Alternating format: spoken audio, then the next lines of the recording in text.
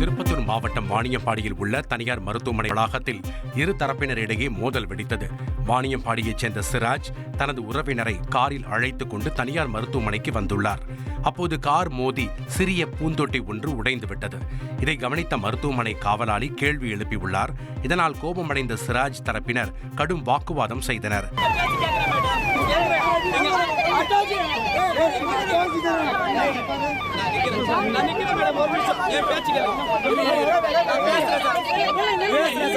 சண்டையை விலக்க வந்த தேநீர் கடைக்காரர் மற்றும் ஊழியர்களை தாக்கியதில் சிராஜ், அவரது சகோதரர் மகன் உள்ளிட்ட இருவருக்கு தலையில் வெட்டுக்காயம் ஏற்பட்டுள்ளது. தகவல் அறிந்த சிராஜின் உறவினர்கள் 100க்கும் மேற்பட்டோர் தனியார் மருத்துவமனை முன்பு திரண்டு போராட்டத்தில் ஈடுபட்டனர்.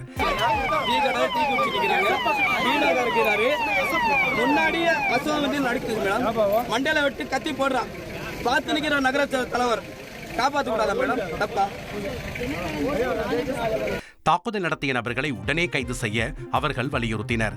தகவல் அறிந்து வந்த திருப்பத்தூர் மாவட்ட காவல் கண்காணிப்பாளர் ஸ்ரேயா குப்தா போராட்டத்தில் ஈடுபட்டவர்களை சமரசம் செய்தார்.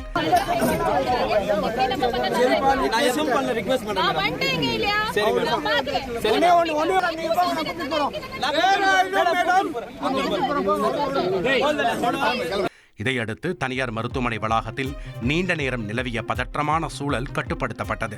சம்பவம் தொடர்பாக சோனி, பூபதி, அஜய், சக்தி, புருஷோத் உள்ளிட்ட 5 பேரை போலீசார் கைது செய்துள்ளனர்.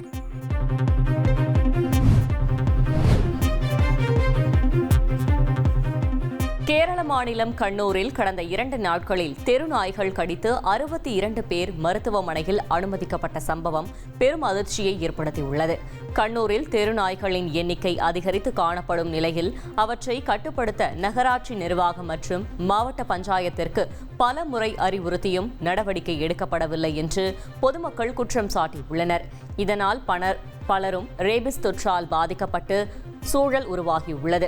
மேலும் கடந்த வாரம் தெருநாய் கடித்து தமிழகத்தைச் சேர்ந்த 5 வயது சிறுவனுக்கு ரேபிஸ் தொற்று ஏற்பட்டது குறிப்பிடத்தக்கது.